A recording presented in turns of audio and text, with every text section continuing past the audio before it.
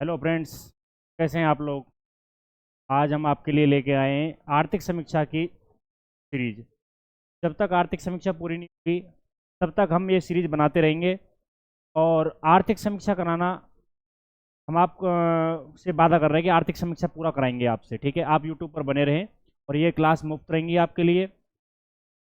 आर्थिक समीक्षा बेटा आने वाले वीडियो पेपर में और काफ़ी सारी योजनाएं रीट वाले जो मेंस है उसमें आती हैं। योजनाएं मैंने सारी की सारी इसमें समाकलित कर दी हैं, आप उनको देखते रहें योजनाओं को। तो आपके रीट के लिए और इसके लिए क्या बोलते हैं, वीडियो पेपर के लिए ये कंपलसरी रहेगा। एक अपने आने वाला है टेलीकम्युनिकेशन एसआई। टेलीकम्युनिकेशन एसआई के लिए आर्थिक समीक्षा को पढ़ना अनिवार्य है, आप उसके लिए भी पढ़ें। अच्छा, दूसरी बात, जो फोर्थ ग्रेड पेपर है उसमें कुछ ऐसे पूछ सकता है जीडीपी कितनी है राजस्थान की, जीएसडीपी कितनी है राजस्थान की। तो ऐसे इसके लिए हम क्या करेंगे, आर्थिक समीक्षा की जो पहली दूसरी वीडियो है उसको जरूर देखें। ठीक है, इसमें आपके लिए खूब सारे मैं डाटा दे दूंगा, वो डाटा पेपर में सीधे सीधे पूछे जाते हैं। और ये बेटा गणित के नंबर की तरह होते हैं, अगर आपको डाटा याद है तो आप करके आ जाओगे और आपका क्वेश्चन गलत नहीं होगा, जिससे क्या है कि आपके नेगेटिव से भी आप बचेंगे। ठीक है बेटा, देखो मैं आपको आर्थिक समीक्षा पढ़ाऊंगा, उससे पहले कुछ एक दो चीज़ें पढ़ाऊंगा कि आर्थिक समीक्षा होती क्या है। देखो बेटा, कोई भी बजट हमारा आता है उससे पहले क्या होता है कि हमें पिछले साल क्या किया गया था, हमारे द्वारा पिछले साल क्या किया गया था उसको बताना है जनता के लिए, विपक्ष के लिए और शासन के लिए कि भाई ये हमने किया गया था, इतना पैसा खर्च हुआ था। तो जो अब वर्तमान वर्ष चल रही है उस वर्ष से पीछे की वर्ष में हम क्या करते हैं, लास्ट ईयर में क्या करते हैं, उसके लिए आर्थिक समीक्षा लेके आते हैं कि भाई हमने ये योजनाएं चलाई थी, इनमें ये खर्चा हुआ, उसके प्रतिफल में ये हमको फायदा हुआ, उससे हमारी इतनी जीडीपी बढ़ी, उससे हमारे इतना घाटा हुआ, उससे हमारा राजकोषीय, ये सारे टर्मोलॉजी उससे आती है। ठीक है बेटा, अब क्या होता है कि जैसे मान के चलो फरवरी में हमारा बजट पेश कर दिया, फरवरी में हमारा बजट पेश किया,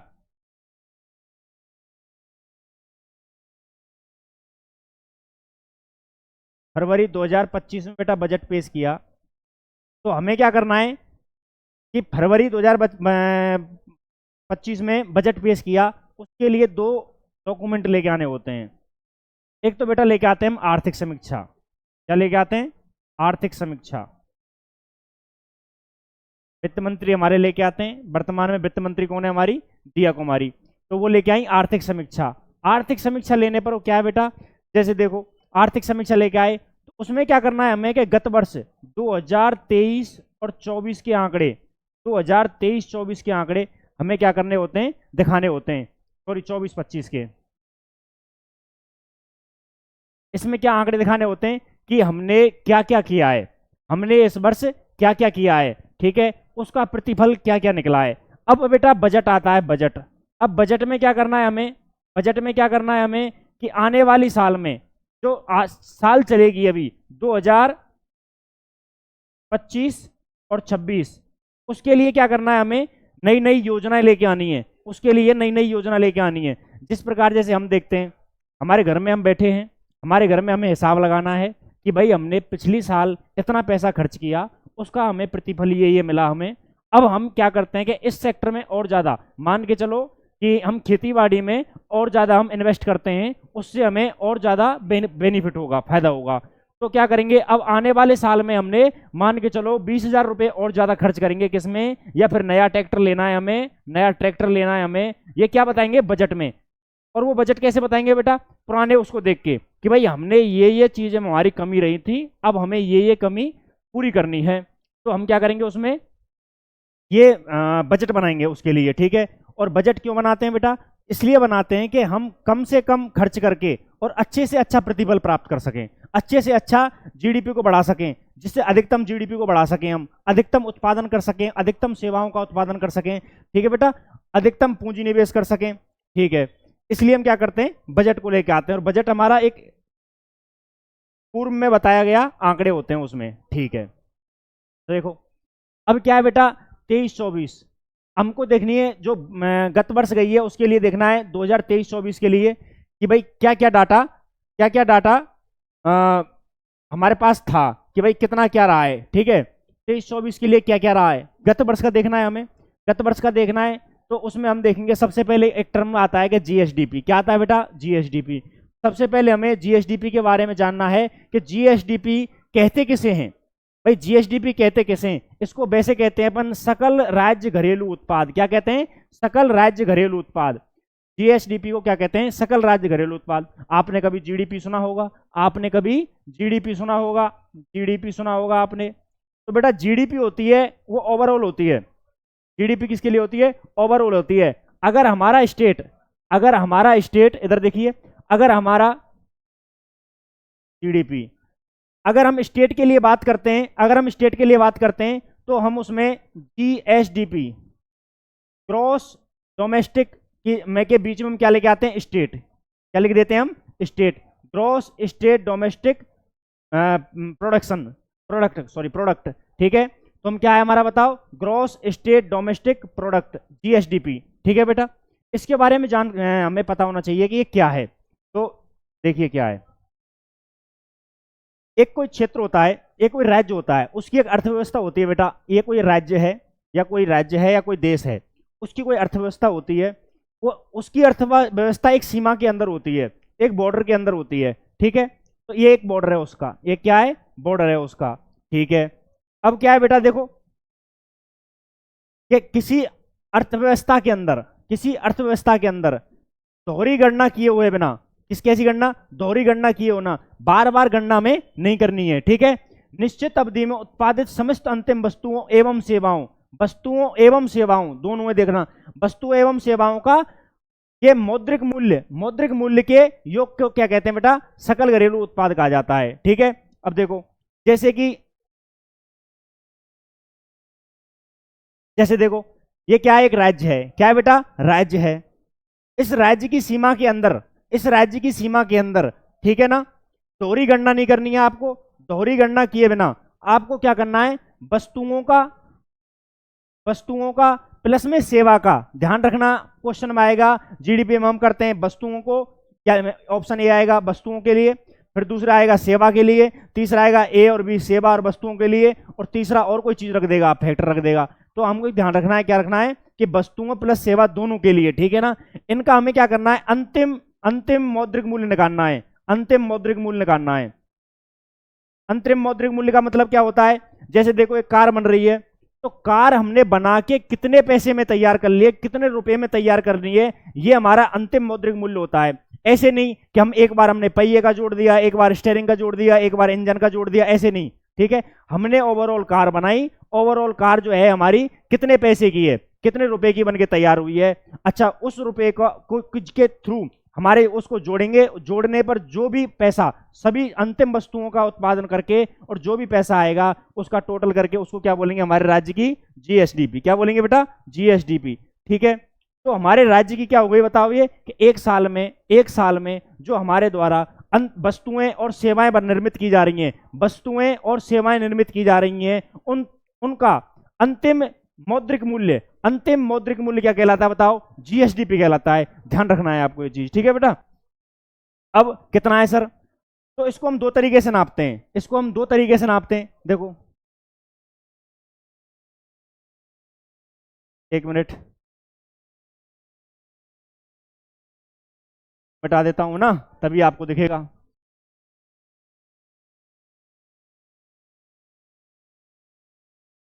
बड़ा करते हैं तब इसको मिटाते हैं। ठीक है, आपको बने रहना है बेटा, धीरे धीरे आपको सब समझ में आ जाएगा। आप पहली बार पढ़ रहे हो चाहे दूसरी बार पढ़ रहे हो, आपको धीरे धीरे, आप जो अगर ने पहले कहीं पढ़ लिया है तो उसका रिवीजन हो जाएगा। हम इसको बढ़िया लैंग्वेज में पढ़ा रहे हैं, जिससे क्या है आपका रिवीजन हो जाएगा। ठीक है, आपने कभी नहीं पढ़ा है तो आप इसको पढ़ लें कि सर कि ये तो फरवरी मार्च तक ही चलेगी, फिर अगला एग्जाम आ जाएगा। ठीक है, अगला एग्जाम आ जाएगा बेटा, आपको ज्यादातर 80% चीज यही मिलेंगी। 80% चीज क्या मिलेंगी, यही मिलेंगी। आपको सिर्फ डाटा पढ़ना है। एसआई परीक्षा आने वाली है आपकी, 5 अप्रैल घोषित किया है।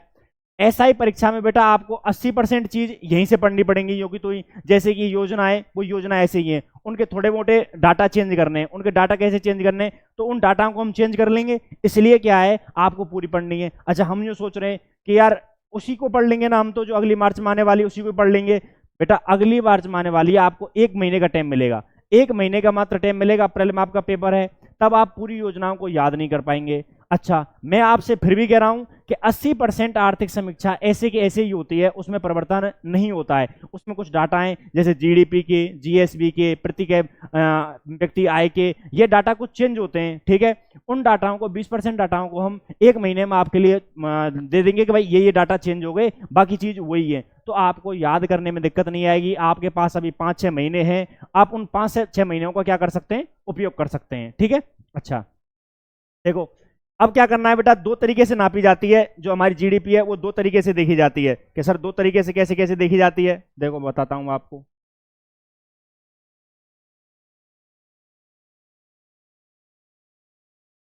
ठीक है, मैं मानता हूं आपको दिख रही है क्या, मुझे और बड़ा करना चाहिए, शायद आपको दिख नहीं रही होगी।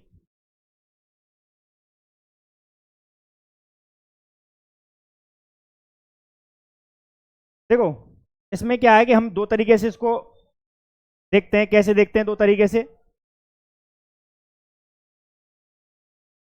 ठीक है। तो सबसे पहले तो क्या है बेटा, हमने 2 स्तर पर नापते हैं इसको, जीडीपी को, ठीक है।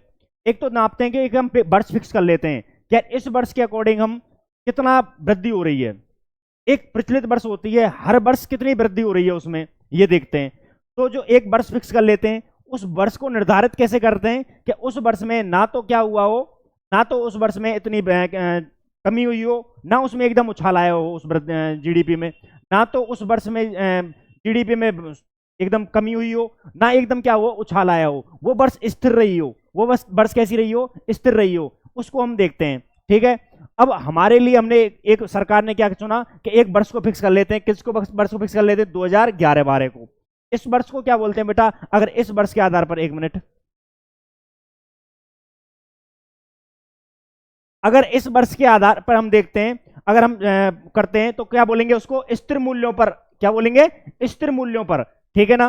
तो स्थिर मूल्य कौन से वर्ष के लेंगे हम, 2011-12। स्थिर वर्ष के कौन से लेंगे, 2011-12 के लेंगे, ठीक है ना। तो 2011-12 के हम जो आंकड़े हैं वो लेने, उसके अकॉर्डिंग कितना वृद्धि हो रही है वो देखना है हमें, एक तो, ठीक है बेटा। एक क्या है, हर वर्ष कितनी वृद्धि हो रही है। देखो, हर वर्ष वृद्धि देखनी है तो वो कौन सा आ गया, प्रचलित मूल्य में आ गया। किस में आ गया, प्रचलित मूल्य में आ गया, ठीक है ना, ध्यान रखना।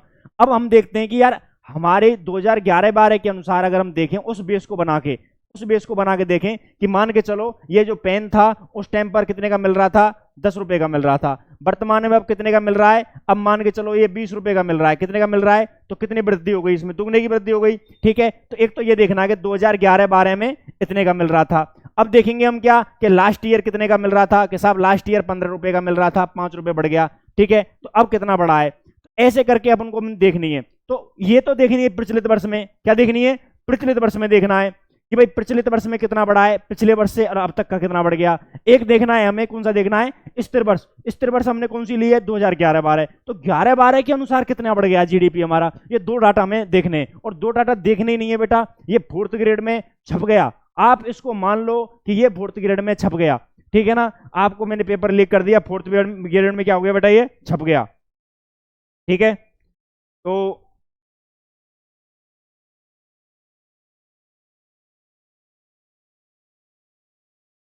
देखो बेटा, आप सोच रहे होंगे कि सर ये तो 50-60 पन्ने की हो गई, क्यों पढ़ें। अब मैं आपको फिर बता रहा हूं दोबारा से कि आप 70% को बेटा 75% को पढ़ के जाते हैं, करंट अफेयर उसको छोड़ जाते हैं, आप 25% छोड़ के चले जाते हैं। आपने अभी देख रहे होंगे कि किस प्रकार से 2nd ग्रेड का पेपर कैसा आ रहा है, उसमें खूब डीपली क्वेश्चन पूछे जा रहे हैं। आप एक टॉपिक को याद करके जाइए, एक टॉपिक को क्लियर करके जाइए, तभी आपका सिलेक्शन हो पाएगा। और हमारा मुख्य उद्देश्य क्या है बेटा, सिलेक्शन लेना। अगर सिलेक्शन नहीं लिया तो फिर हमारी पढ़ाई, हमने 5-7 साल जो भी हमने इस पर लगाया है वो सारी व्यर्थ पूंजी है, ठीक है। और मैं आपके लिए एक चीज बोल सकता हूं कि देखो, दरिया हो या पहाड़ों, दरिया हो या पहाड़ों टकराना चाहिए, दरिया हो या पहाड़ों टकराना चाहिए। और जब तक ना टूटे सांस किए जाना चाहिए, जब तक ना टूटे सांस किए जाना चाहिए। दरिया हो या पहाड़ हो, टकराना चाहिए, ठीक है। और जब तक वो सांस किए जाना चाहिए। और वैसे तो हैं कदम कदम पर दीवारें सामने, देखो खूब सारे अड़चन देने वाले हैं, वैसे तो कदम कदम पर हैं दीवारें सामने, लेकिन कोई ना हो तो खुद ही उजल जाना चाहिए। अगर कोई नहीं है तो आपके सामने उलझने वाला, तो खुद ही उलझना चाहिए और खुद ही तरीके से बढ़िया मेहनत करनी चाहिए। तो बेटा मैं कह रहा हूं आपको एक ही उद्देश्य होना चाहिए कि हम कैसे भी मेहनत करके अभी कांस्टेबल में, 4th ग्रेड में, या फिर टेलीकम्युनिकेशन एसआई में, या फिर इसके बाद बीडीओ में, किसी में भी एक में सिलेक्शन हम जल्दी से जल्दी ले लें। और रीट आपका महासंग्राम होने वाला ही है, उसमें सारी योजनाएं, सारे आंकड़े पूछे जाएंगे। अच्छा, स्थिर मूल्यों पर कितना होगा बताओ मुझे, स्थिर मूल्यों पर कितना है कि भैया 9 लाख 9.6 लाख 9.06 लाख 9.606 लाख करोड़ हमारी क्या है, जीएसडीपी है। हमारा जो बजट है, बजट में आर्थिक समीक्षा में हमको बताया गया कि गत वर्ष हमारी जो जीडीपी रही थी, जीएसडीपी रही थी, वो कितनी थी, 9.06 लाख करोड़ थी। ठीक है, अब भैया प्रचलित मूल्यों पर बढ़ी कितनी है, ये कि 7.82% बढ़ी है। प्लस का चिन्ह क्या कह रहा है कि बढ़ी है, घटी नहीं है, घटी नहीं है, क्या हुई है बेटा, बढ़ी है। इसका मतलब क्या है कि अगर बढ़ी है, कितनी बढ़ी है, 7.82% बढ़ी है। ठीक है ना। अच्छा, तो हम इसको दोबारा याद करना चाहेंगे कि भाई 2011-12 के अनुसार, स्थिर मूल्यों के अनुसार हमारी जीएसडीपी कितनी है, 9.6 लाख करोड़ है। कितनी है, 9.6 लाख करोड़ है, जबकि बड़ी कितना है उसमें, 7.82%। ठीक है ना। अच्छा, अब प्रचलित मूल्यों पर देखते हैं, प्रचलित मूल्यों पर कितनी है, 17.04 लाख करोड़। कितनी है, 17.04 लाख करोड़। और बड़ी कितनी है, 12.02%, 12.02% बड़ी है। अब मैं आपको एक चीज बताऊंगा, अधिकांशतः ये होगा कि स्थिर मूल्यों पर जो जीएसडीपी होगी या कोई भी राशि होगी, वो प्रचलित मूल्यों से कम होगी हमेशा, प्रचलित मूल्यों से क्या होगी, कम होगी। क्योंकि प्रचलित मूल्यों पर वर्तमान के जो आंकड़े हैं वो लिए जाते हैं, प्रचलित मूल्यों पर किसके लिए जाएंगे, वर्तमान के आंकड़े लिए जाएंगे बेटा। लेकिन स्थिर मूल्यों पर पुराने आंकड़ों के अनुसार परसेंटेज निकाली जाती है, इसलिए वो क्या आती है, हमेशा कम आती है। ठीक है, ध्यान रखना है इस चीज का। तो मैं आपको 2 आंकड़े बता चुका हूं कि भैया स्थिर मूल्यों पर जो है उस पर कितने बताओ कि 9.606 लाख करोड़। कितनी है, 9.06 लाख करोड़, 9.06 लाख करोड़। ठीक है। अच्छा, इसमें वृद्धि कितनी हुई है कि सर इसमें वृद्धि हो गई 7.82%। कितनी हो गई वृद्धि, कितनी हो गई, 7.82%। ठीक है, ये 2 डाटा हो गए हमारे पास कि सर प्रचलित मूल्यों पर कितनी है, कि सर प्रचलित मूल्यों पर 17.04 लाख करोड़। ठीक है। अच्छा, हमने ये कह दिया कि सर बढ़ी कितनी है, कि सर 12.02%। कितनी बड़ी है, 12.02%। ठीक है, 4 डाटा याद हो गए। आपको मैं बता रहा हूं पक्का कि 4th ग्रेड में इन चारों डाटा में से एक डाटा आपसे पूछा जाएगा। एक डाटा आपसे पहले पन्ने का है, पहली मेरी स्लाइड है, इससे मैंने आपको बोल दिया कि पूछा जाएगा।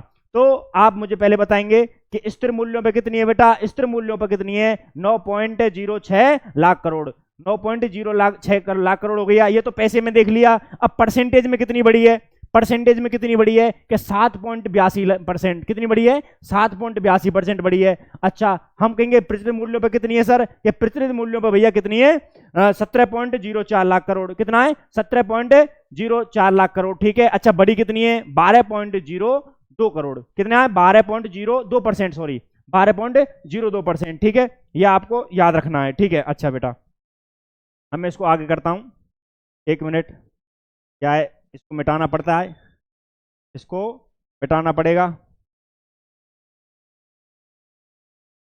अब मुझे मेरे एक साथ बोलेंगे एक बार कि स्थिर मूल्यों पर कितना है, मुझे बताओ। स्थिर मूल्यों पर कितना है, स्थिर मूल्यों पर मैंने आपको करा दिया था कितना है, 9.06 लाख करोड़। ठीक है ना। अच्छा, बढ़ा कितना है, 7.82 करोड़। ठीक है ना, 82%, सॉरी। ठीक है। अच्छा, प्रचलित मूल्यों पर कितना बढ़ा है, प्रचलित मूल्यों पर कितना है, 17.04 लाख करोड़। कितना है, 17.04 लाख करोड़। अच्छा, बढ़ा कितना है, 12.02। ठीक है ना, 12.02। ठीक है, परसेंटेज बढ़ा है। ठीक है बेटा, अब मैं आपको आगे और लेके चलता हूं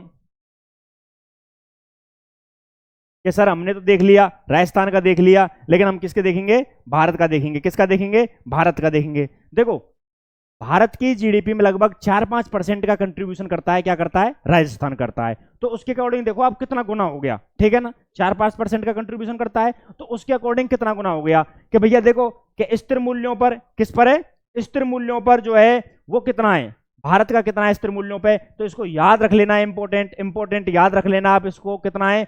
184.88 लाख करोड़। कितना है? 184.88 लाख करोड़। ठीक है, अच्छा अब इसमें देखो बेटा परसेंट बढ़ा कितना है, क्या 6.4%। कितना बढ़ा है? 6.4%। अच्छा मैं आपसे क्वेश्चन करता हूं एक, क्या राजस्थान की जो जीएसडीपी है स्थिर मूल्यों पे वो ज्यादा बढ़ी है या फिर भारत की जो जीएसडीपी है वो ज्यादा बढ़ी है? आप बोलोगे कि सर राजस्थान की ज्यादा बढ़ी है। किसकी बढ़ी है? राजस्थान की ज्यादा बढ़ी है स्थिर मूल्यों पे। राजस्थान की कितनी बढ़ी है? कि 7.82% राजस्थान की क्या बढ़ी है? क्या हुई है? बढ़ी है स्थिर मूल्यों पर, जीएसडीपी बढ़ी है। ठीक है ना? अच्छा तो आपको मैंने बता दिया कि कितना अंतर है राजस्थान की और भारत की जीएसडीपी में परसेंटेज में। अगर आपसे आ जाए, अच्छा आपसे संख्या में पूछ ले कि राजस्थान की जीएसडीपी ज्यादा है कि भारत की जीएसडीपी ज्यादा है, तो आपको ऑब्वियसली कंफ्यूजन नहीं होना है कि भारत की जीएसडीपी ज्यादा होनी है। भारत की कितनी है बताओ? कितनी है? 184.88 लाख करोड़। ठीक है ना? अब मैं आप बोलोगे सर पीछे पॉइंटों वालों को ऐसे नहीं बोलते हैं 88, आप तो थोड़ा सा कर लो। ठीक है ना? हमको कौन देख रहा है? देख तो सभी रहे, तो देखो। ठीक है ना? अच्छा इसके बाद मैं आपसे कह रहा हूं कि भैया राजस्थान की कितनी थी, कि राजस्थान की कितनी थी, ये भी तो है कि भैया राजस्थान की कितनी थी, कि राजस्थान की देख लो 9.06। ठीक है, अच्छा अब इसको हटा देते हैं बेटा, इसको हटा देते हैं, अगली स्लाइड लाते हैं। देखो फिर इसमें बाद आएगा प्रचित मूल्यों पे कितनी है। मैंने आपको बताया कि स्थिर मूल्यों पे हमेशा कम रहेगी। ठीक है, प्रचित मूल्यों पे हमेशा क्या रहेगी? थोड़ी ज्यादा रहेगी। क्यों रहेगी ज्यादा? क्योंकि पिछले वर्ष के डाटा है, ये तो क्या है? पिछले वर्ष से तुलना की जा रही है। और वो किससे तुलना की जाएगी? 2011-12 से। किससे तुलना की जाएगी? 2011-12 से तुलना की जा रही है। ठीक है, अच्छा प्रचित मूल्यों पर कितना है? प्रचित मूल्यों पर कितना है बताओ? मैं आपको इसको बड़ा करता हूं। प्रचलित मूल्यों पर कितना है बेटा? कितना है? भारत का 324.11 कितना है? 324.11 है। अच्छा अब मुझे ये बताओ कि स्थिर मूल्यों पर कितना था? अभी स्थिर मूल्यों पर कितना था? 184.88। कितना है? 184.88। अच्छा प्रचलित मूल्यों पर बढ़ा कितना है? प्रचलित मूल्यों पर बढ़ा कितना है? 9.7%। कितना बढ़ा है? 9.7% बढ़ा है। ठीक है, अच्छा इसके बाद में बेटा हम देखते हैं, क्या देखते हैं कि राजस्थान की जो जीडीपी है, ठीक है ना, राजस्थान की जो जीडीपी है भारत की जीडीपी में कितना कंट्रीब्यूशन करती है? भारत की जीडीपी में कितना कंट्रीब्यूशन करती है स्थिर मूल्यों पे? तो मैंने आपको बताया कि 4-5% के बीच में करती है। तो स्थिर मूल्यों पे कितना करती है? 4.90%। कितना? 4.90% स्थिर मूल्यों पर जो है राजस्थान की जीडीपी है, जीएसडीपी है, वो भारत की जीडीपी में कितना कंट्रीब्यूशन करती है? 4.90%। आपको याद रखना है, ये क्वेश्चन आपके लगा लो, आपके कांस्टेबल, राजस्थान पुलिस कांस्टेबल के लिए इंपॉर्टेंट है। ठीक है ना? अच्छा फिर इसके बाद में मैंने बताया कि भैया प्रचित मूल्यों पर कितना करती है कंट्रीब्यूशन? कि प्रचित मूल्यों पर असर करती है 5.26। कितना करती है? 5.26। अब मैंने आपको 2-3 डाटा बता दिए हैं। पहले मैंने आपको बता चुका हूं कि राजस्थान की कुल जो जीएसडीपी है स्थिर मूल्यों पर कितनी है वो बता दी। मैंने आपकी बता दी कि राजस्थान की जो जीएसडीपी है प्रचित मूल्यों पर कितनी है। ठीक है, फिर मैंने आपको भारत की जीएसडीपी बता दी स्थिर मूल्यों पे। फिर मैंने इसके बाद में आपको बता दी है भारत की जो जीएसडीपी है प्रचित मूल्यों पर कितनी है। ठीक है, हो गए 4 फैक्टर हो गए। ठीक है, इसके बाद मैंने आपको बताया कि राजस्थान कितना कंट्रीब्यूशन देता है। राजस्थान स्थिर मूल्यों पर कंट्रीब्यूशन देता है 4.90। ठीक है, अच्छा प्रचित मूल्यों पर कितना देता है? 5.26 देता है। ठीक है बेटा, है ना? अब इसके बाद आता है कि सर शुद्ध राज्य घरेलू उत्पाद क्या है। इसके बाद क्या आता है? शुद्ध राज्य घरेलू उत्पाद क्या है। शुद्ध राज्य घरेलू उत्पाद क्या होता है बेटा? देखो हमारे राज्य में कोई भी वस्तुएं बन रही हैं, कोई भी सेवाएं बन रही हैं, वो सेवाएं जो अंतिम मौद्रिक मूल्य होता है उसको तो हम निकाल के क्या निकाल लेते हैं? हम जीएसडीपी निकाल लेते हैं। अब क्या होता है? देखो हर साल कुछ ना कुछ उनका अवमूल्यन होता ही रहता है। आप कोई भी कार लेके आए, कार ले आए आप मार्केट से, कार लेके आए, क्या अब अगले साल उतना ही उसका क्या नाम है रेट रहेगी? जैसे शोरूम से आप लेके आ गए, शोरूम से आप घर तक लेके आए तो भी उसकी रेटें घट जाती हैं। ठीक है, इसको कहते हैं बेटा मूल्य ह्रास। क्या कहते हैं? मूल्य ह्रास कहते हैं। अब मूल्य ह्रास में क्या करना है हमें कि जो हमारी जीएसडीपी बनी है उसमें से मूल्य ह्रास को हटा देंगे। जीएसडीपी में से क्या कर हटा देंगे? जीएसडीपी में से किसको हटा देंगे बताओ? मूल्य ह्रास को। जो वस्तु का मूल्य ह्रास हुआ है मतलब एक्चुअल स्थिति में आ गई है वस्तु कि अगर हमारे पास कंज्यूमर के पास ये पहुंच चुकी है और उसके पास ये वैल्यूएशन पहुंची है उसकी, ठीक है ना, उसका मूल्य ह्रास हटा दिया। जैसे मान के चलो कार शोरूम से निकल के आई, वो मेरे पास पहुंची, कार मेरे पास पहुंची, उसका फिर भी वैल्यूएशन गिर गई निकलते ही। आप उसको बेचोगे, मैं उसको बेचूंगा, क्या मुझे वो 10 लाख रुपए मिल जाएंगे? मैं उसकी मान के चलो 10 लाख के लेके आया कि नहीं मिलेंगे सर? तो उसका मूल्य ह्रास हुआ, उसको साल भर चलाया और ज्यादा मूल्य ह्रास हो गया, तो प्रति साल उसकी क्या होता है, मूल्य ह्रास होता रहता है, उसको हम उसमें से घटाते हैं।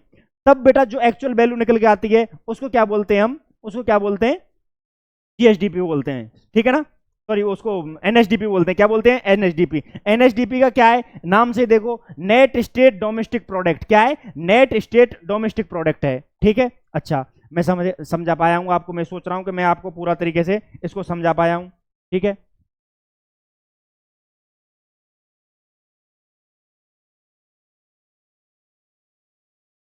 अब देखो बेटा, ठीक है, तो मैंने आपको जीडीपी जीएसडीपी बता दी कि जीएसडीपी क्या होता है कि कोई भी जो एक राज्य है या अर्थव्यवस्था है, उस राज्य की सीमा के अंदर या अर्थव्यवस्था के अंदर, ठीक है, वस्तुओं या सेवाओं का गणना दोबारा नहीं करनी, और कैसा मूल्य होना चाहिए? अंतिम मूल्य होना चाहिए। अगर उनका हम योग कर देंगे तो क्या प्राप्त हो जाता है हमें बताओ? जीएसडीपी प्राप्त हो जाता है।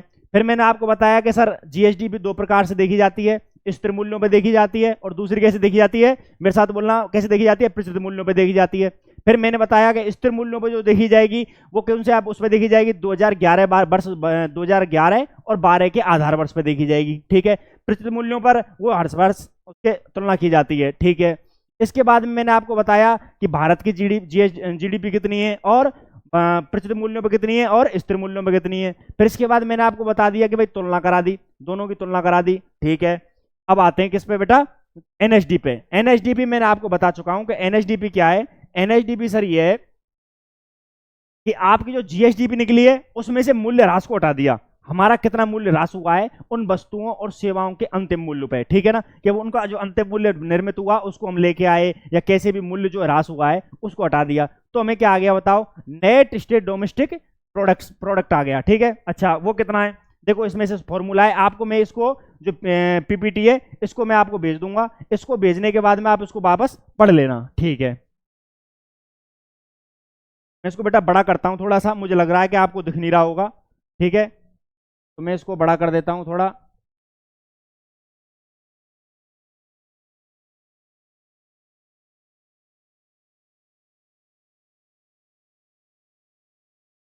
ठीक है, अब आपको दिख रहा होगा, अब आपको दिख रहा होगा। तो देखो मैंने क्या बताया आपको कि सकल स्थायी पूंजी उपभोग, पूंजीगत स्कंदन के उस हिस्से का प्रतिस्थापन जो मूल्य को मापता है जिसका उपयोग वर्ष के दौरान उत्पादन प्रक्रिया में किया गया है, ठीक है। अब देखो राजस्थान में देखेंगे हम एनएचडीपी देखेंगे, क्या देखेंगे? एनएचडीपी। अच्छा, अब मुझे ये बताओ कि जीडीपी से एनएचडीपी कम होगी या ज्यादा होगी? ऑब्वियसली कम होगी। क्यों होगी? क्योंकि मूल्य ह्रास को घटाया है उसमें से, जीएसडीपी में से। अगर कोई बड़ी चीज में से छोटी चीज को घटा देंगे तो वो छोटा होना है अपने आप ही, ठीक है। अच्छा, तो स्थिर मूल्यों पर कितना है 2011-12 के अनुसार? कितना है बताओ? एक मिनट,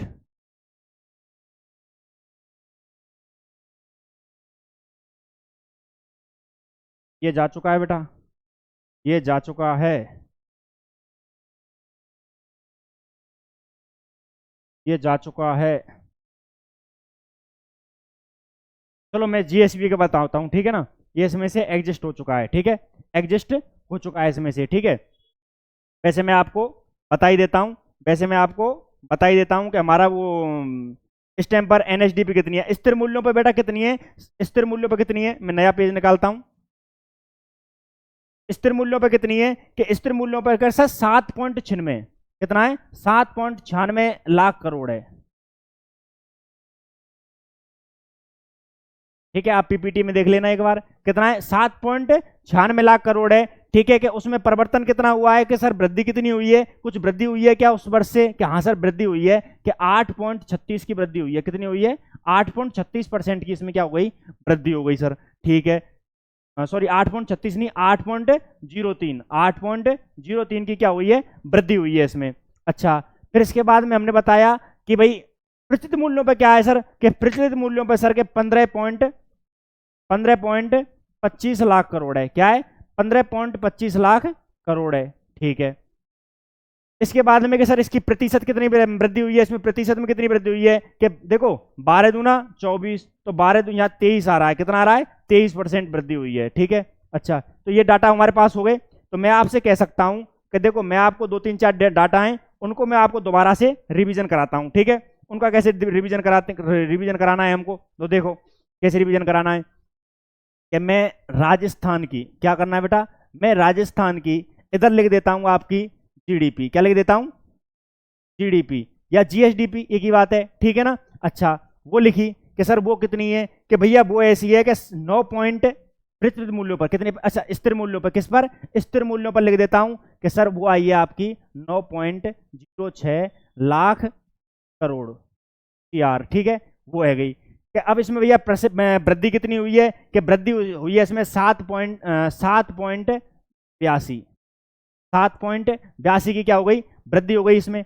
ठीक है, अच्छा फिर इसके बाद में मैंने क्या कहा कि भैया प्रचलित मूल्यों पर देखना है, हमें किस पे देखना है, प्रचलित मूल्यों पर देखना है, कितना है 17.04 लाख करोड़, कितना है 17.04 लाख करोड़। ठीक है ना, 17.04 लाख करोड़ किन पर हो गई बताओ, प्रचलित पर हो गई, प्रचलित पर हो गई। कि सर इसमें वृद्धि कितनी हुई थी, कि सर इसमें वृद्धि कितनी हुई थी, तो वृद्धि हुई थी इसमें बेटा 12.02। ठीक है, यह आपको मैंने बता दिया, क्या बता दिया, जीएसडीपी। किसकी बताई है मैंने आपको, बताओ राजस्थान की।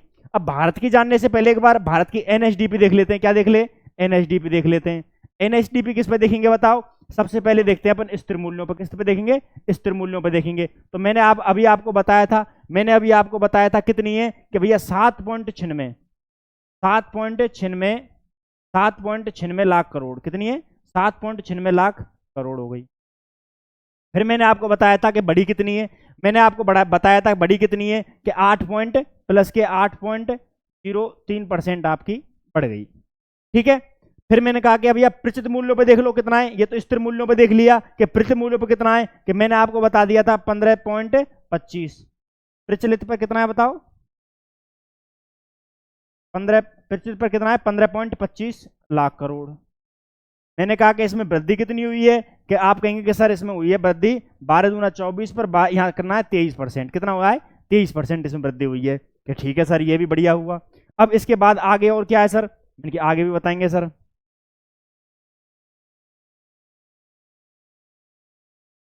अच्छा भारत की देखते हैं, भारत की देख लेते हैं, यहीं पे देख लेते हैं भारत की यहीं पे देख लेते हैं कि सर भारत की स्थिर मूल्यों पर कितनी है सर। अब भारत की देख लेते हैं स्थिर मूल्यों पर कितनी है सर, क्या जीएसडीपी, क्या देखनी है हमें, जीएसडीपी देखनी है भारत की स्थिर मूल्यों पे, कि भैया भारत की है 184.88 लाख करोड़।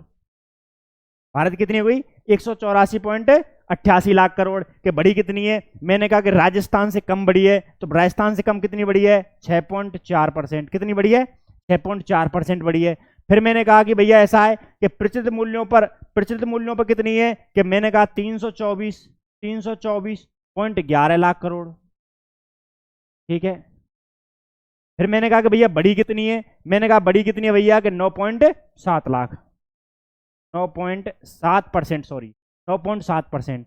अब मैंने आपको ये सारे डाटा पढ़ा दिए हैं और जहां तक है मैंने आपको याद भी करवा दिए हैं। ठीक है, मैंने ये सारे डाटा आपको पढ़ा दिए हैं और याद भी करवा दिए हैं कि भैया भारत की तुलना में, अच्छा देखेंगे कि भारत में कितना कंट्रीब्यूशन कर रहा है राजस्थान, किस पर, स्थिर मूल्यों पे। तो भारत कंट्रीब्यूशन कर रहा है, राजस्थान कंट्रीब्यूशन कर रहा है कितना 4.90% स्थिर मूल्यों पर कर रहा है। ठीक है ना, अच्छा प्रचलित मूल्यों पर कितना कर रहा है, प्रचलित मूल्यों पर कितना कर रहा है बेटा 5.26%। ठीक है, ये कर रहा है। ठीक है, तो मैंने आपको इतने सारे डाटा यहाँ पढ़ा दिए हैं और मैं आपको पक्का कंफर्म करके कह रहा हूं, मैं आपसे पक्का कंफर्म कह रहा हूं कि इन डाटा में से कोई ना कोई डाटा पूछने वाले हैं। ठीक है, तो मैं एक बार दोबारा रिवीजन कराता हूं आपको। स्थिर मूल्यों पर कितनी है बताओ 9.6 लाख करोड़। मैं आपको आज इसी को ही बार बार रिवीजन कराऊंगा, जिससे आप भी कहेंगे सर क्लास में याद हो गया, सर जो भी हुआ क्लास में याद हो गया। एक मिनट,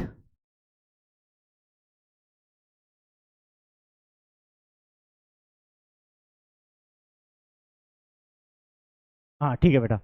तो इसके बाद में मैं आपको याद कराता हूं कि स्थिर मूल्यों पर जो हमारी जीएसडीपी है वो कितनी थी 9.06। मेरे साथ बोलना कितनी है 9.06। अब आपको याद तो हो गया होगा, तो देखो उसको साथ साथ मेरे बोल लेना, आप मेरे साथ साथ बोल लेंगे। आप सोचो कि मैं आपके सामने खड़ा हूं और मैं आपको बार बार बुलवा रहा हूं, आप जहां पर भी लाइब्रेरी में बैठे हों या फिर आप घर पे हों, तो उनको साथ साथ मेरे साथ बोलना कि स्थिर मूल्यों पर राजस्थान की जो जीएसडीपी है वो 9.06 लाख करोड़ है। ठीक है बेटा।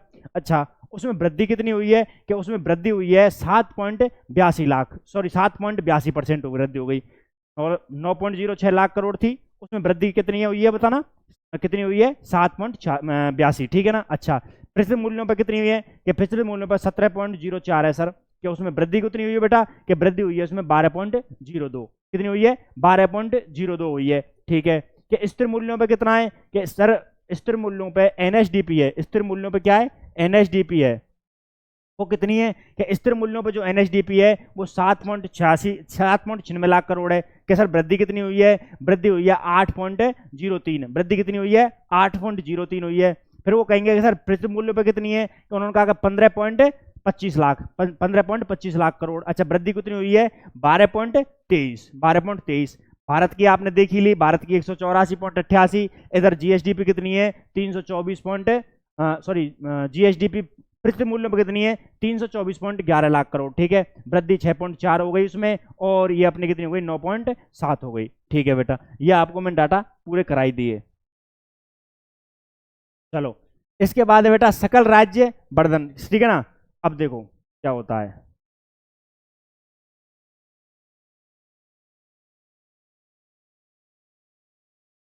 देखो तो बड़ा कर देता हूं, आपको दिख नहीं रहा होगा, मुझे लग रहा है ऐसा।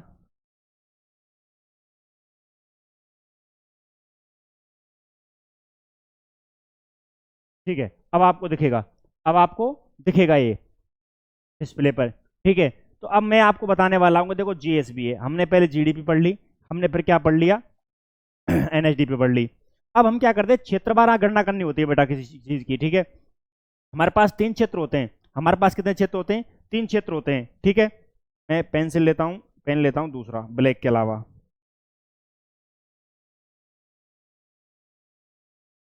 ये अच्छा दिख रहा है क्या, ये सही दिख रहा है क्या, ठीक है ये सही दिख रहा है। तो बेटा देखो,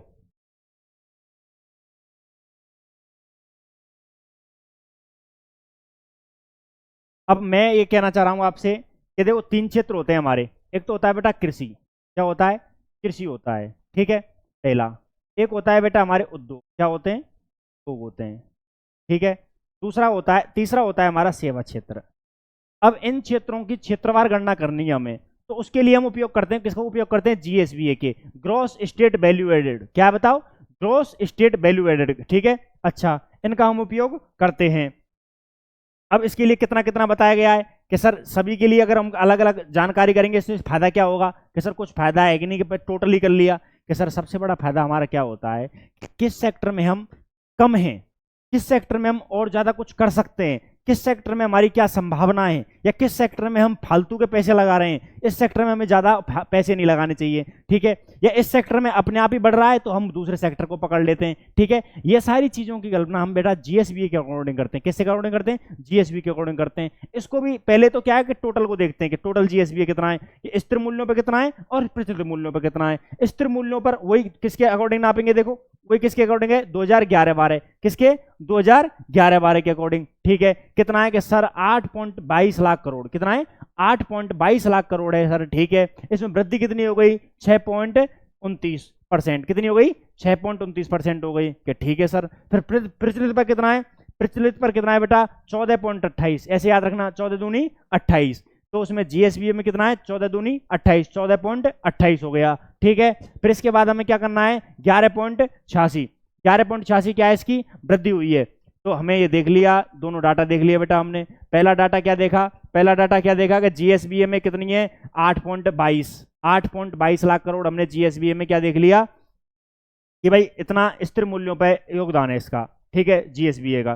ठीक है, अच्छा इसके बाद हमने कहा कि सर परसेंटेज कितनी बड़ी है स्थिर मूल्यों पर, विकास कितना हुआ है स्थिर मूल्यों पर, हमने कहा कि भैया 6.29 हुआ है, कितना हुआ है 6.29% हुआ है। ठीक है, फिर कहेंगे कि सर प्रचलित मूल्यों पर आ जाए तो, कि प्रचलित मूल्यों पर आ जाए तो 14.28 लाख करोड़ है, कितना है 14.28 लाख करोड़ है। ठीक है, इसके बाद सर परसेंटेज कितनी है, कि परसेंटेज है 11.86, कितना है 11.86 है। ठीक है सर, बहुत बढ़िया। इसके बाद में हमने कहा कि भैया आप बता रहे थे सर कि क्षेत्रवार भी होती है गणना, क्या सर होती है क्षेत्रवार। क्षेत्रवार क्यों करते हैं, मैंने आपको ये भी बता दिया कि क्षेत्रवार इसलिए करते हैं क्योंकि बेटा हमें अलग अलग क्षेत्र के बारे में पता होना चाहिए कि हमारा एग्रीकल्चर कितना भागीदारी दे रहा है जीडीपी में, हमारा राज्य सेवा क्षेत्र कितना भागीदारी दे रहा है, हमारा उद्योग क्षेत्र कितना भागी दे रहा है। अगर भागीदारी दे रहा, हम पैसे ज्यादा खर्च कर रहे हैं, मान के चलो एग्रीकल्चर में ज्यादा पैसे खर्च कर रहे हैं, तो क्यों हमारे आउटपुट सही नहीं आ रहे, क्यों हमारे आउटपुट सही नहीं आ रहे। इस कारण हमें क्या करना है, जीएसवीए के अकॉर्डिंग देखना है। ठीक है, मैं आपको इसको थोड़ा सा मिटा देता हूं, फिर आगे चलते हैं। तो आप मेरे साथ एक बार दोहराएंगे, एक साथ दोहराएंगे हमारे साथ कि स्थिर मूल्यों पर जीएसवी कितना है बताओ, 8.82। स्थिर मूल्यों पर जीएसवी कितना है, 8.82। कि इसमें सर परसेंटेज कितना बढ़ा है स्थिर मूल्यों पर, 6.29 बढ़ा है। कितना बढ़ा है, 6.29 बढ़ा है। ठीक है कि सर ऐसा है, हमें यूँ बताओ कि प्रचलित मूल्यों पर जीएसवी कितना है, कि सर 14.28 है। कितना है, 14.28 है। अच्छा, फिर इसमें परसेंटेज कितनी बढ़ी है सर, कि परसेंटेज बढ़ गई इसमें 11.86% बढ़ गई। ठीक है बेटा, आपको थोड़ा सा लग रहा होगा कि सर आज डाटा याद करने, डाटा याद करने, हाँ आज आपको ये डाटा याद करने हैं और ये डाटा आपको हर चैप्टर में पहली बात तो मदद करने वाले हैं। आगे से जो चैप्टर आएगा उसमें डाटा नहीं है, पहली बात इतने नहीं है, हैं डाटा हैं पर वो ऐसे हैं कि जो याद हो जाते हैं। क्यों याद हो जाते हैं, क्योंकि इसमें देखो पहली बार जीडीपी पढ़ाया, फिर इसके बाद एनएचडीपी पढ़ाया, जीडीपी पढ़ाया तो वो भी दो तरीके से पढ़ाया, स्थिर पर पढ़ाया, प्रचलित पर पढ़ाया। ठीक है, फिर इसमें मैंने परसेंटेज बताई, फिर मैंने इसके बाद भारत की बताई, फिर मैंने इसके बाद एनएचडीपी बताई, एनएचडीपी बताई, स्थिर मूल्यों पर अलग बताई मैंने, प्रचलित मूल्यों पर अलग बताई, दोनों की परसेंटेज अलग बताई। फिर इसके बाद मैं आ गया जीएसबी पर आ गया, जीएसबी बताया मैंने आपको कि भैया 8 क्या नाम है 22 लाख करोड़ वो है और स्थिर मूल्यों पर, और 14.28 लाख करोड़ किस पर है, प्रचलित मूल्यों पर है। फिर मैंने इसकी आपको परसेंटेज बता दी, तो कितने सारे डाटा आ गए। अब आपको थोड़े से डाटा और याद करने हैं। हाँ मैं आपको ये मान सकता हूँ कि जैसे मान के चलो ये 1 घंटे की क्लास होगी, आप उसको 2 बार में देख लें। ठीक है, उसको 2 बार में देख लें। दूसरी बात, आप इसको 2 बार देख लें तो आपको ये डाटा याद हो जाएंगे। और इतना मैं आपसे इंश्योर करके वादा करके कह रहा हूं बेटा कि पुलिस कांस्टेबल वाले पेपर में और किसमें 4th ग्रेड पेपर में आपको मेरी पहली क्लास से दोनों पेपरों में आपको एक एक क्वेश्चन तो कम से कम मिलेगा। इससे मैंने आपको और भी यूट्यूब पर क्लास डाली थी, उनमें से भी क्वेश्चन मिलेगा, इसमें से भी क्वेश्चन मिलेगा। देखो जज्बा है कुछ करने का तो आपको एकदम बिल्कुल क्लास पूरी मन से लेनी पड़ेगी क्लास। ठीक है, तो लीजिए मन से क्लास को।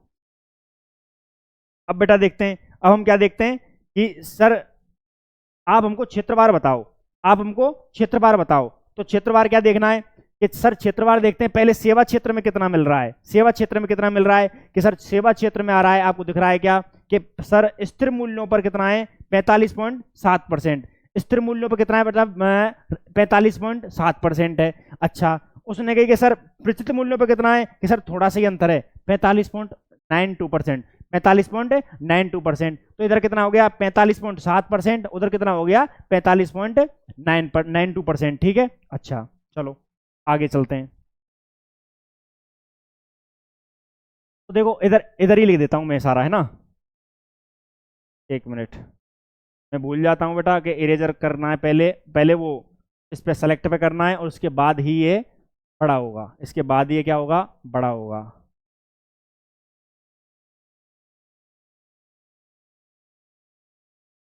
मैं आपको पहले ये पढ़ाऊंगा, मैं आपको पहले यही पढ़ाऊंगा, इसके बाद उस स्लाइड को ऊपर करूंगा।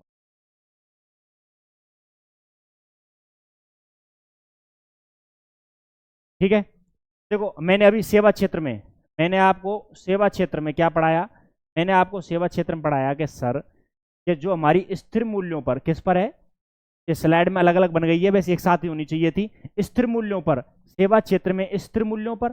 ठीक है, और इधर किस पर आ गए बेटा प्रचलित मूल्यों पर आ गए, इस पर किधर आ गए प्रचलित मूल्यों पर आ गए। ठीक है, कि सर स्थिर मूल्यों पर कितना था कि सर मैंने बताया आपको 45.07%। क्या कितना बताया 45.07% में बताया मैंने आपको।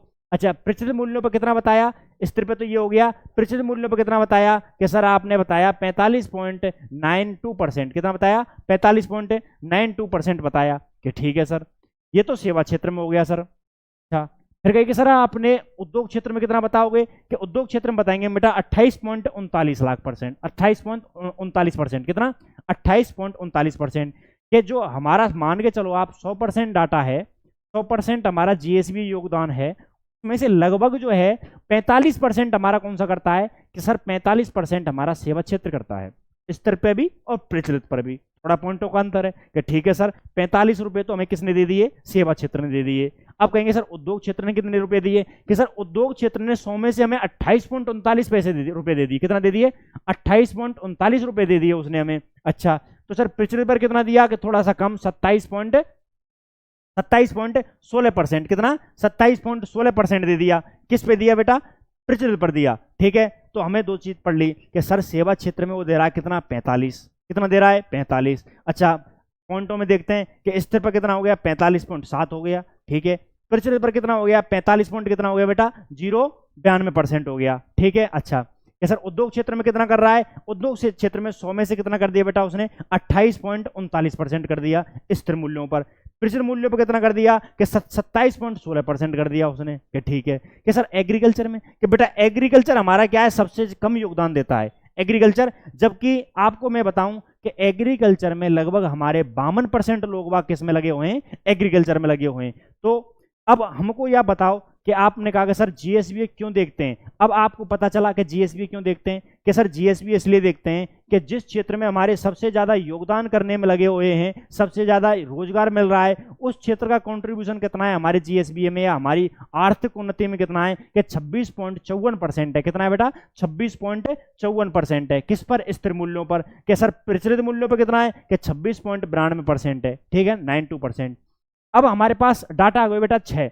इन 6 डाटा से हमें यह पता चल रहा है कि एक तो हमारा सेवा क्षेत्र है वो सबसे ज्यादा। अब आपको पेपर में सबसे नॉर्मल सा क्वेश्चन ऐसा पूछ लिया आपको कि भारत में या सॉरी राजस्थान में निम्न क्षेत्रकों में से कौन सा क्षेत्र सबसे ज्यादा योगदान प्राप्त देता है। ठीक है ना, जीएसबी में सबसे ज्यादा योगदान देता है, तो कौन सा देगा। आप बोलेंगे कि मैं आपको ऑप्शन देता हूं कि सेवा देगा, फिर देगा क्या नाम है आपको उद्योग दे देगा, फिर आपको एग्रीकल्चर दे देगा, कृषि दे देगा, फिर आपको एक ऐसे ही और बना के दे देगा। ठीक है, तो आप सबसे ज्यादा क्या बोलेंगे, सेवा क्षेत्र। क्या देगा बेटा, सेवा क्षेत्र सबसे ज्यादा देता है। फिर कौन देता है, उद्योग देता है। उसके बाद कौन देता है, एग्रीकल्चर देता है।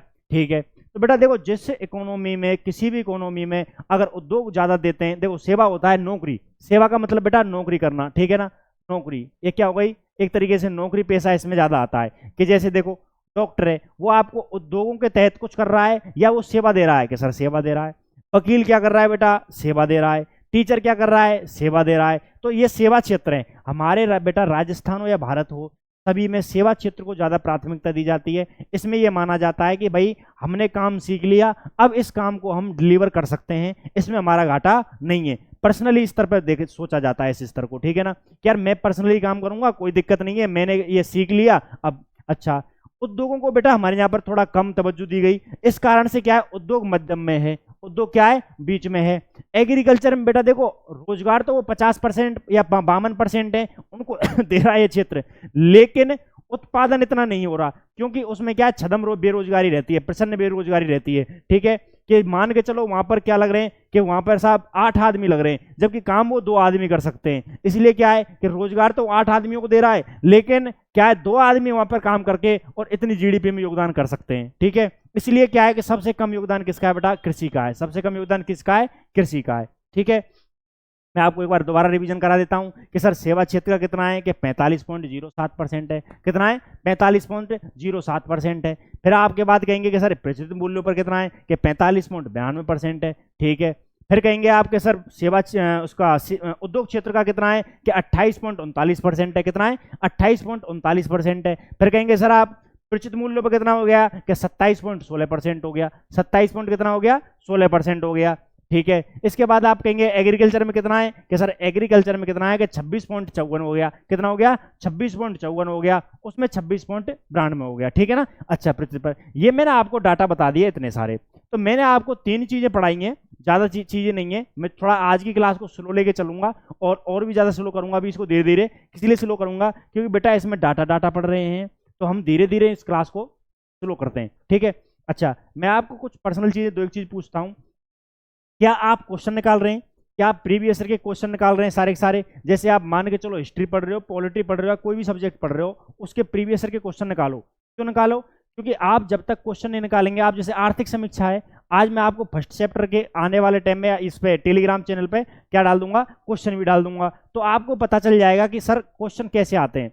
अच्छा, आपको पता चल जाएगा तो आपका जो पढ़ने का जो नजरिया है बेटा, वो उसका सबसे बड़ा खेल होता है। पढ़ते सभी बच्चे हैं, पर जो पढ़ने का नजरिया होता है कि क्वेश्चन कहां से बनेगा, क्वेश्चन कहां से बनेगा, उसको जांच पाना, उसको देख पाना, उससे आपका सिलेक्शन उससे होगा, ठीक है ना। अच्छा, तो मैं अब आपको 3 चीजें बता चुका हूं। देखो क्या बता चुका हूं कि सर आप हमें जीएसडीपी बता चुके हो। क्या बता चुके हो?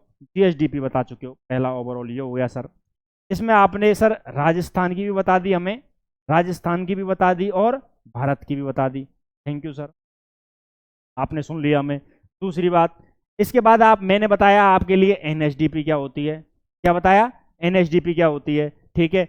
फिर मैंने आपको बताया तीसरे नंबर पर कि सर जीएसबी क्या होती है और जीएसबी के कितने क्षेत्रक होते हैं। फिर मैंने जीएसबी में अंदर जाके ये भी बताया मैंने आपको कि 3 क्षेत्रक होते हैं। पहला क्षेत्रक मैंने आपको सबसे बड़ा सेवा क्षेत्र बताया। फिर मैंने आपको बताया कि साहब उद्योग होता है दूसरे नंबर पर, ठीक है। और तीसरे नंबर मैंने आपको बताया कृषि। क्या बताया?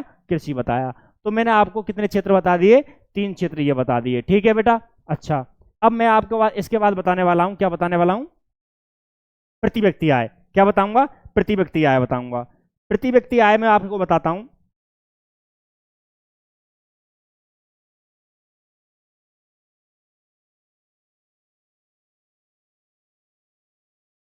देखो, अब तक हमने क्या किया था बेटा कि सभी टोटल आय निकाल ली कि कुल अंतिम वस्तु कितनी बन रही है उनसे निकाल लिया, ठीक है। इसके बाद हमने मूल्य ह्रास निकाल लिया, हमने अलग अलग क्षेत्र का जीएसबी निकाल लिया कि अब हम कहेंगे सर कि पर कैपिटा इनकम कितनी है, प्रति व्यक्ति आय कितनी है, कोई आदमी कितना पैसा कमा रहा है एक आदमी के हिसाब से हमें बताओ। कि सर ठीक है, बता देंगे कि सर ऐसा है कि सबसे पहले हम लेंगे किसकी, भाई हम कोई भी चीज़ है, जैसे मान के चलो हमारी इनकम हो गई, जैसे एक परिवार है, एक परिवार में गए हम कि सर परिवार की इनकम क्या है, सर 1 लाख है। कितनी है? 1 लाख। बन गया क्या? नहीं बना। तो कितनी है सर? 1 लाख हो गई, ठीक है।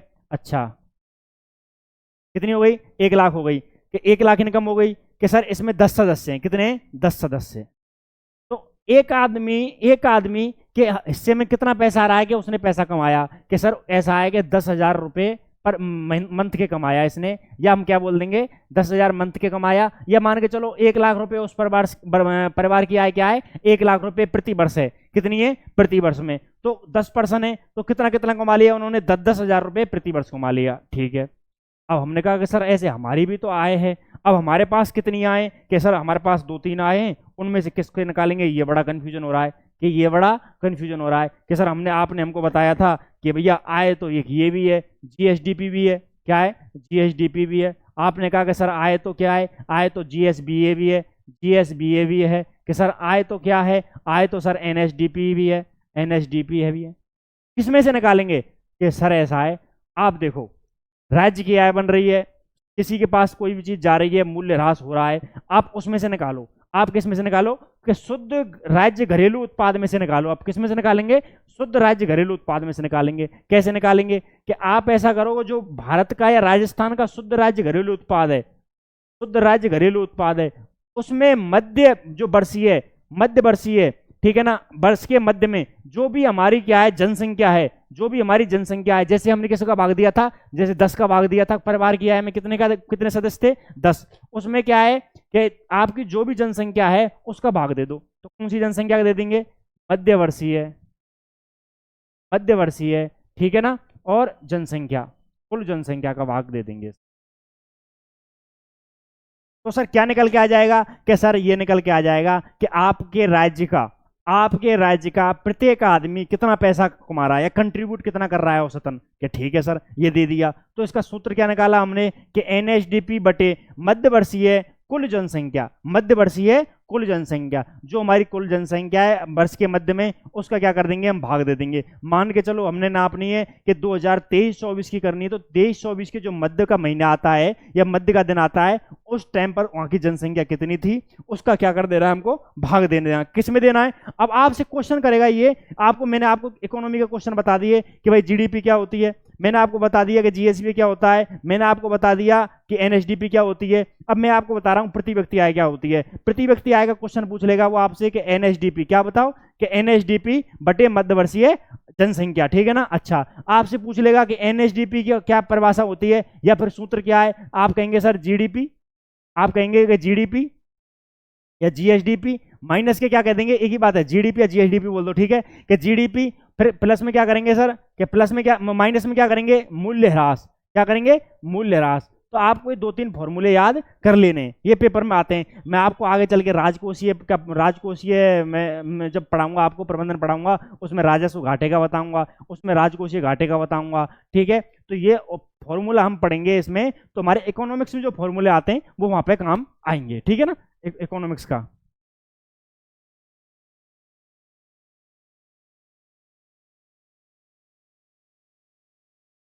ठीक है। अच्छा, अब आपके बाद में, अब इसके बाद में बताता हूँ आपको पर कैपिटा इनकम कितनी है, पर कैपिटा इनकम कितनी है, ठीक है।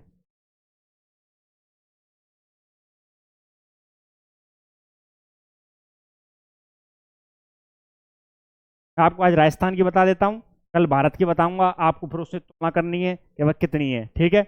अच्छा, अब देखो पर कैपिटा इनकम कितनी है, कि सर स्थिर मूल्यों पे देखेंगे, हमको दो जगह पे देखना है, एक प्रचलित मूल्यों पे देखना है कि सर कितना है, कि 1 लाख में भैया 4-1 हज़ार रुपए, औसतन 4-1 हज़ार रुपए एक आदमी कम कमा रहा है इस वर्ष में, ठीक है ना।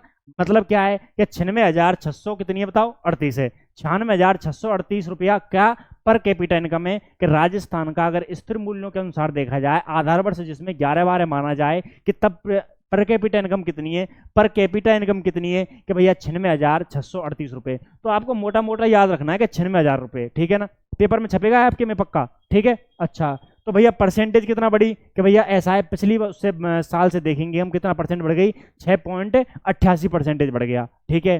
फिर कहेंगे कि सर प्रचलित मूल्यों पर कितना है, कि प्रचलित मूल्यों पर कितना है, ठीक है। इसके बाद हम कहेंगे कि साहब प्रचलित मूल्यों पर हमेशा क्या होता है, ज्यादा होता है, क्योंकि औसतन हर साल का देखा जाता है उसमें, ठीक है। तो कितना है कि 15,000, 2 लाख में कितने घट रहे हैं, लगभग 15,000 घट रहे हैं, उसमें 1 लाख में 4,000 घट रहे थे, इसमें 2 लाख में 15,000 घट रहे हैं, तो कितना हो गया, 1,85,000, कितना हो गया बेटा, 1,85,000। अच्छा, ये क्वेश्चन सबसे इंपॉर्टेंट है, क्योंकि पर कैपिटा इनकम आपके पुलिस वाले पेपर में 14 तारीख को या फिर 13 तारीख को, जो भी पेपर है, 2 दिन पेपर हैं, उनमें आप देखोगे इनको, ठीक है।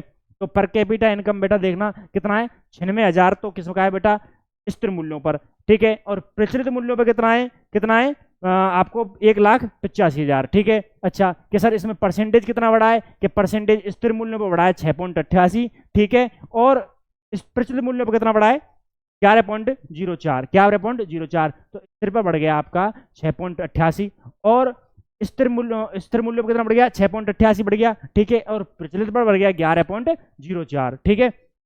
तो आपकी देखो ये क्लास रही है, और इस क्लास में आपको मैंने 3-4 चीज पढ़ा दी है, उनका थोड़ा थोड़ा सा रिवीजन करा देता हूँ, ठीक है। आगे चल के हम इसमें क्या है कि देखो, इस वाले पहले चैप्टर में, जो इकोनॉमिक सर्वे का पहले चैप्टर है, इसमें बेटा टाइम लगता है, क्योंकि एक ही दिन में आपको आज मैं कराऊंगा, आपके सामने डाटा वगैरह आने वाले हैं, ज़्यादा से ज़्यादा डाटा याद आने वाले हैं, आप फिर इस क्लास को स्किप करोगे, और आपका फिर बेटा ले नहीं जाएगा, आपसे क्लास ले नहीं जाएगी। इसलिए मैं आपको एक बार मैं बताता हूं पूरा कि आपने क्या पढ़ा, कि सर मैंने पहले पढ़ा कि जीडीपी क्या होती है। जीडीपी क्या होती है बेटा, मैं इसको रिवीजन पूरा कराता हूं कि सर जीडीपी क्या होती है, कि सर जीडीपी होती है कि कोई भी अर्थव्यवस्था है उसकी सीमा के अंदर, ठीक है ना, वस्तुओं या सेवाओं का दोहरी गणना किए बिना अंतिम मौद्रिक मूल्य को क्या कहेंगे, उसका टोटल को क्या कहेंगे, जीडीपी कहेंगे। उन्होंने कहा सर कितने स्तर पे देखनी है, 2 स्तर पे देखनी है, कितने स्तर पे देखनी है, 2 स्तर पे देखनी है। पहला स्तर कौन सा होंगे बेटा, कि स्थिर मूल्यों में देखेंगे, स्थिर मूल्यों पर सन कौन सा लेंगे, कि भाई कौन सा वर्ष के आधार पर स्थिर मूल्यों पर लेंगे, 2011-12 के लेंगे, याद रखना है इसको आप, ठीक है। फिर इसके बाद मैंने आपको बताया था कि दूसरा कौन सा होगा, प्रचलित मूल्य होंगे, कौन से होंगे, प्रचलित मूल्य होंगे। फिर मैंने बताया था कि आपको स्थिर मूल्यों पर जो आपकी जीडीपी है, स्थिर मूल्यों पर जो जीडीपी है, मेरे साथ बोलना कितनी है बताओ बेटा, 9.06, 9.06 है स्थिर मूल्यों पर। कि सर प्रचलित पर कितनी है, कि प्रचलित पर सर है 17.04, कितनी है, 17.04 है। कि इनमें सर बढ़ोतरी कितनी हुई है, कि क्रम से स्थिर पे तो हो गई बेटा, कितनी हो गई, 7.82 हो गई, और प्रचलित पर हो गई बेटा 12.02 हो गई, ठीक है। अच्छा, इसके बाद मैंने कहा कि आपने ये तो कर लिया, अब आप देख ले भारत की जीडीपी देख लेते हैं कि सर भारत की एक स्थिर मूल्यों पे तो कितनी है, 184.88 है, ठीक है। और प्रचलित मूल्यों पर कितनी है कि सर 324 पॉइंट कितना हो गया 11 हो गया। ठीक है कि सर बड़ी कितनी है कि मैंने बोला कि बेटा ऐसा है कि देखो राजस्थान से थोड़ी कम बड़ी है। ठीक है प्रतिशत में कितनी बड़ी है कि 6.4% बड़ी है। फिर आपने कहा कि सर प्रचलित पर कितनी बढ़ गई कि आपने बोला कि सर 9.7%। कितनी बढ़ गई 9.7% बढ़ गई कि ठीक है सर आपने ये भी बता दिया हमें, ये हो गया काम। फिर मैंने कहा कि बेटा ऐसा है आपको मैं बता रहा हूं, क्या बता रहा हूं कि राजस्थान में का भारत में कितना योगदान है स्थिर मूल्यों पर जीडीपी में, तो सर आपने कहा कि सर 4.90 हो गया। ठीक है इसके बाद मैंने क्या कहा कि सर प्रचलित पर कितना है कि सर 5.26% हो गया। ठीक है ये याद हो गया। ठीक है आपको फिर मैंने दोबारा बताया था। अच्छा आपको स्लाइड भी खोलता चलूं थोड़ा थोड़ा सा, स्लाइड से क्या होगा आपको पता भी चलता चलेगा हमने कहां पर क्या क्या चीजें पढ़ी हैं। ठीक है स्लाइड से भी पता रहेगा आपने क्या क्या कहां कहां पर चीजें पढ़ी हैं। ठीक है देखो ये लिखा हुआ है यहाँ पे। ठीक है तो आपको इस स्तर पर बता दिया। अब मैं आपको एनएचडीपी बताई, क्या बताई मैंने बताओ एनएचडीपी बताई, क्या बताई एनएचडीपी बताई। एनएचडीपी कितनी बताई थी मैंने बेटा, देखो एनएचडीपी बताई थी स्थिर मूल्यों पर, किस पर स्थिर मूल्यों पर बताई थी, स्थिर मूल्यों पर बताई थी। कितनी बताई थी 7.96, कितना बताई 7.96 लाख करोड़ बताई। फिर मैंने कहा सर इसमें वृद्धि कितनी हुई है कि 8.3% हुई है। फिर मैंने आपको बताया कि प्रचलित पर कितनी है बेटा कि 15.25% है सर, 15.25% नहीं सॉरी 15.25 लाख करोड़ है कि सर वृद्धि कितनी हो गई कि 12.23% वृद्धि हो गई। ठीक है फिर इसके बाद मैंने आपको बताया कि प्रचलित मूल्यों पर जो प्रचलित मूल्यों पर किस पे और स्थिर मूल्यों पर क्या देखना है हमने, जीएसबी देखना, भारत की तो देख ली बेटा। ठीक है ना भारत की देख ली। फिर इसके बाद में हमने बताया आपको, क्या बताया कि जीएसबी कितना है, जीएसबी बताया मैंने आपको। तो सर जीएसबी कितना है कि सर जीएसबी स्थिर मूल्यों पर 8.22 लाख करोड़ है। कितना है 8.22 लाख करोड़ है। अच्छा आपने कहा कि सर परसेंटेज कितना है कि 6.29 लाख करोड़ है। कितनी है 6.29 लाख करोड़ है। कि सर प्रचलित मूल्यों पर कितना है कि 14.28, 14 दूनी 28 है। और बड़ा कितना है 11.86 बड़ा है। कितना 11.86 बड़ा है। कि सर तो हमने 3 सेक्टर पढ़े थे, कृषि वाला पढ़ा था, उद्योग वाला पढ़ा था, सेवा वाला पढ़ा था, उनके अनुसार बताओ ना जीएसबी है कि उनके अनुसार बेटा देखो मैंने आपको बताया था कि सेवा का सबसे बड़ा योगदान है, वो लगभग 45% का हिस्सा लेता है। तो स्तर पर कितना है बताओ कि 45.07% है सर। कि सर उस पर बताओ प्रचलित पर बताओ कि सर 45 पॉइंट कितना है 92% है। ठीक है मैं सर दूसरे क्षेत्र पर कौन सा आता है कि सर उद्योग आता है हमारे यहाँ पर। फिर भी लोग बाग सेवा क्षेत्र के बजाय अपना बिजनेस कम करना चाहते हैं, इसलिए क्या आता है उद्योग बेटा दूसरे नंबर पे आता है। ठीक है कि सर उद्योग में कितना है कि सर 28.39% तो कितना है उद्योग में स्थिर मूल्यों पर है। ठीक है फिर इसके बाद में 27.16% कितना है सर किसमें कि सर प्रचलित मूल्यों पर है। ठीक है ना। अच्छा आपने गौर करना एक चीज, प्रचलित पर हमेशा ज्यादा आ रहा है लेकिन उद्योग में 27.16%, स्थिर मूल्यों के 28.39% से कम है। यहां जरूर याद रखना या क्वेश्चन बन सकता है आपका। ठीक है ना। अच्छा कि सर सेवा क्षेत्र कृषि क्षेत्र में कितना है कि 26.54 है और उधर सर प्रचलित पर 26.92% है कि ठीक है। कि सर पर कैपिटा इनकम मैंने बताया था कि भैया शुद्ध घरेलू जो क्या नाम आय होती है हमारी, जो आय है प्रोडक्शन है उत्पादन है, ठीक है उसको क्या करना है हमें भाग दे देना है मध्यवर्षीय कुल जनसंख्या से, हमें क्या कर देना है भाग दे देना है। तो भाग कितना दे देना है कि भैया भाग दे देना है हमें किसमें दे देना है। ठीक है इसके बाद मैंने बताया था आपको कि कितनी है कि 4000 कम है 1 लाख में से स्थिर मूल्यों पर कितने हो गया 96,000 के आसपास हो गई। ठीक है ना। फिर मैंने बताया कि भैया प्रचलित मूल्यों पर कितनी है कि सर 2 लाख में से 15,000 कम है 1,85,000 है। ठीक है कि सर बड़ी कितनी है स्थिर मूल्यों पर बढ़ गई बेटा 6.88, कितना बढ़ गई 6.88 बढ़ गई। ठीक है इसके बाद मैंने आपको बताया कि प्रचलित मूल्यों पर कितनी है कि 11.4 बढ़ी है। ठीक है तो बेटा मैंने आपको देखो आज यहाँ तक कराया है, कल इसके बाद में आपको बताऊंगा भारत की प्रति कैपिटा इनकम क्या होती है ये बताऊंगा। इसके बाद मैं आपको बताने वाला हूँ कि हमारी जो है आगे चल के कि भाई किस प्रकार हम महंगाई को नापते हैं, थोक मूल्य सूचकांक पढ़ाऊंगा मैं आपके लिए। ठीक है मैं आपको ये बताऊंगा कि जिलेवार भी अब इसमें जो आर्थिक समीक्षा है इस आर्थिक समीक्षा में जीडीपी को जिलेवार भी बताया गया है कि सर जीडीपी सबसे ज्यादा किसकी रही है, कहां पर ज्यादा सबसे ज्यादा उत्पादन हुआ है। ठीक है तो वो भी मैं आपको बताने वाला हूं। ठीक है तो इसमें करके आपको 2 क्लास में या जो कल नेक्स्ट क्लास होगी उस क्लास में पहले चैप्टर को पूरा कर लेंगे। कि सर आपने पहले दिन में क्यों नहीं कराया पहला चैप्टर कि बेटा ये इसमें डाटा ज्यादा है, डाटा को हमें धीरे धीरे पढ़ना है, 2 दिन में आपका चैप्टर मैं कंप्लीट करा दूंगा। Thank you. ओके आप पढ़ाई करें।